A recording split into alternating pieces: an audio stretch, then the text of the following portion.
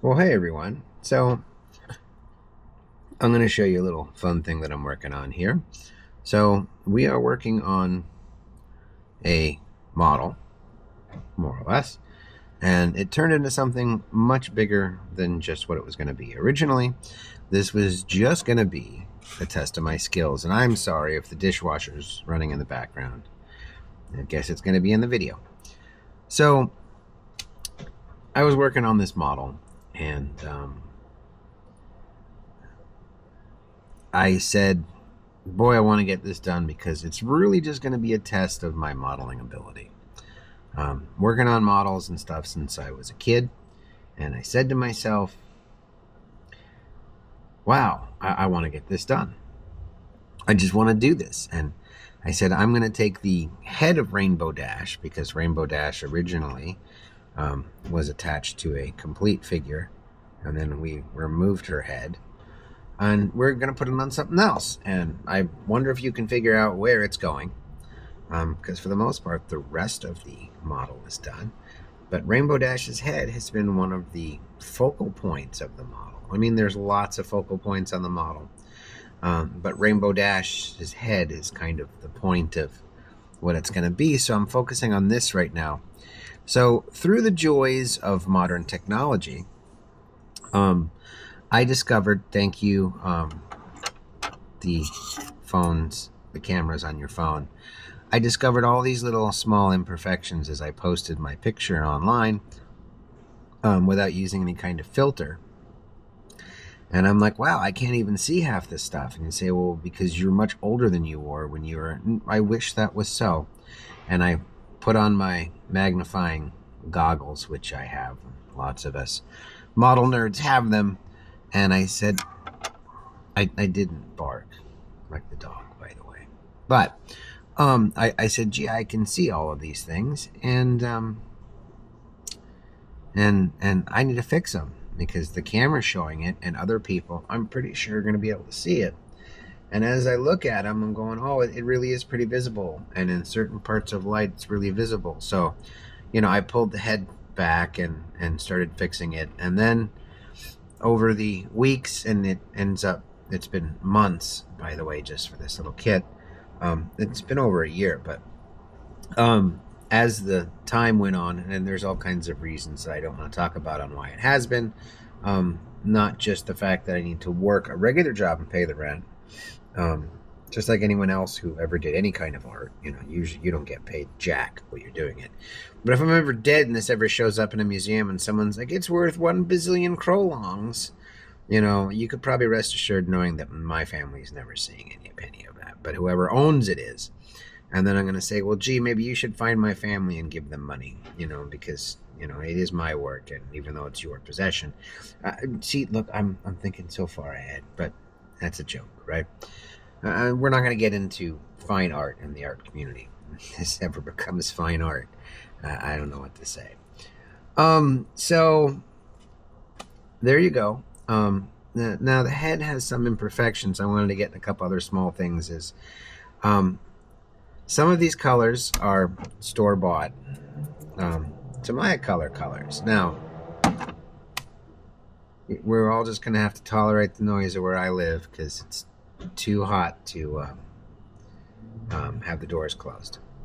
So, there's little imperfections, but there was a problem with, hold on, where is it? The blue.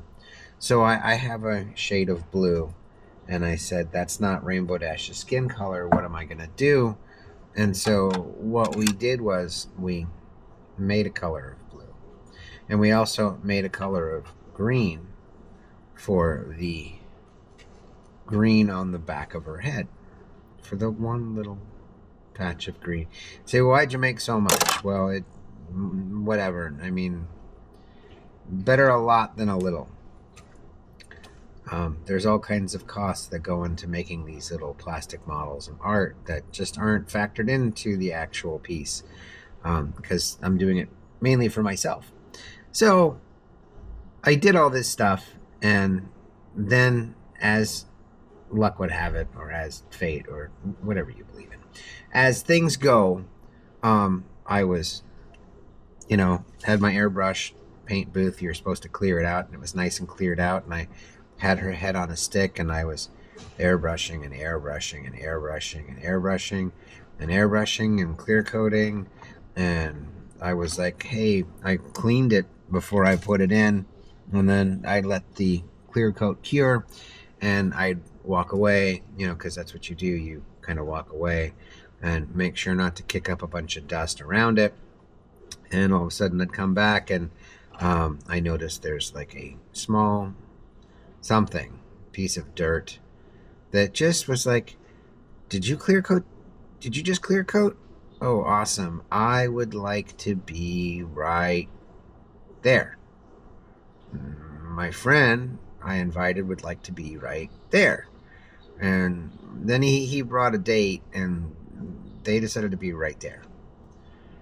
And you go, wow, really? I mean, so, yes, ticks, yes, ticks, they're little things. Don't get them in your skin. I had one once. I don't have Lyme disease, but anyways, they suck.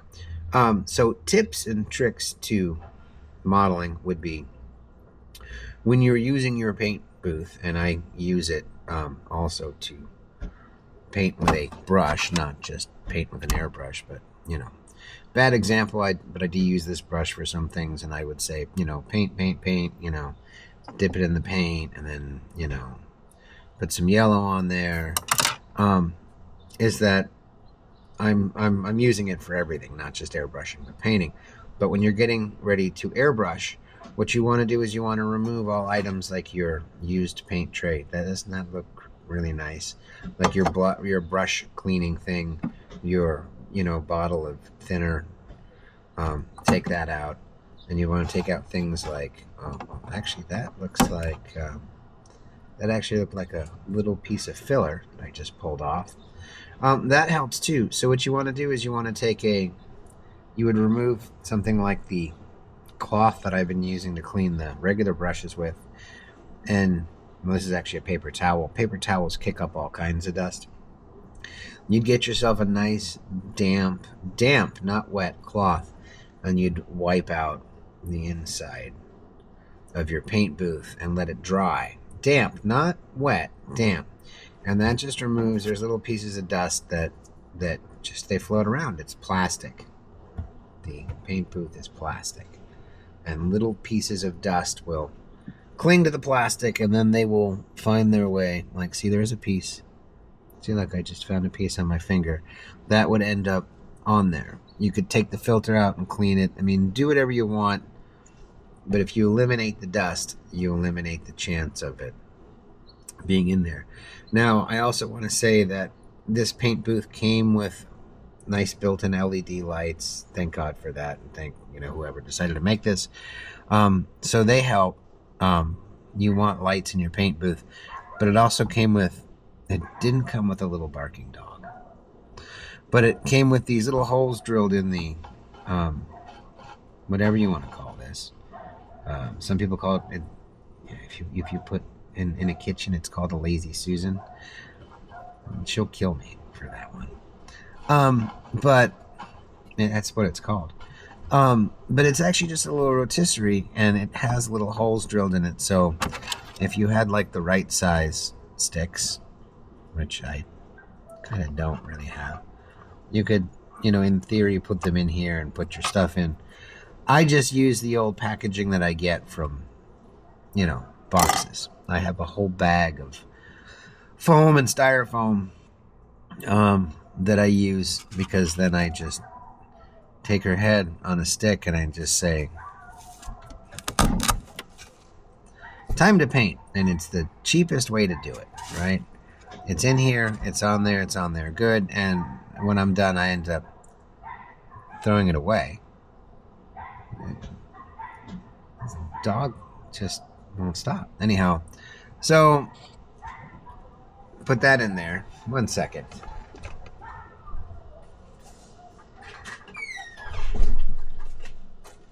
Okay. Guess we're still going to hear it. A little bit, but not quite as bad. So, yeah, I use it so that when I come in here again with my airbrush to do things, it doesn't move. When I'm sitting here spraying with an airbrush, spray, it stays put. And you can put your hand on the bottom of it, and then you can walk away and it dries. Now, I'm pretty sure that this action cam is showing one little spot on her head that's going to have to be retouched, because I see it. It looks like she has a little mole right there down by her eye. And that's pretty much it. So when it's done, when everything is said and done, I'm thinking it's going to look kind of cool. I've already mocked it up and seen it over the stages to make sure that I'm not like, wow, that looks really stupid. I can't believe I wasted over a year of my life on this. But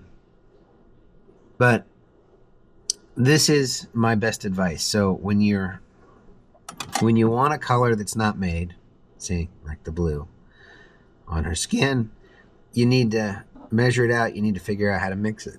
Get yourself some disposable little containers and mix it. But one of the best things that you can do is sit down, and I want to show you something here. Let's find one. Oh, here's one for when I was making the green. There's little marks, and you can use a sciencey method and say, I'm using this many parts. It slips right there.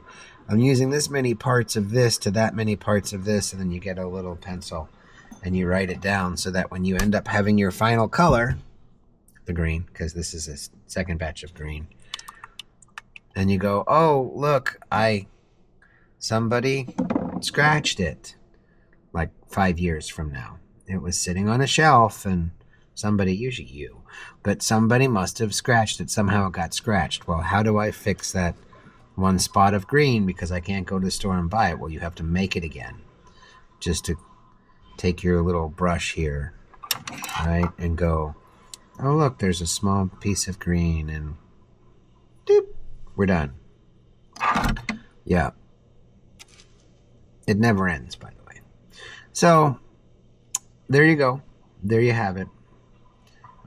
Just thought this would be a fun little video into hobbies that I do and fun things that I do. And eventually I will show you the entire project, the whole diorama, that will be on display for an art show. And, well, you can say exactly how stupid you think it looks or how great you think it looks. So there you go. For everybody who absolutely hates My Little Pony, there's Rainbow Dash's head on a stick. This is the only few times you're going to see it, on my videos. Just as we put it on something awesome. So this is definitely more than 20% cooler. And looking forward to completing it. Just a couple small tips and tricks for the modeling community.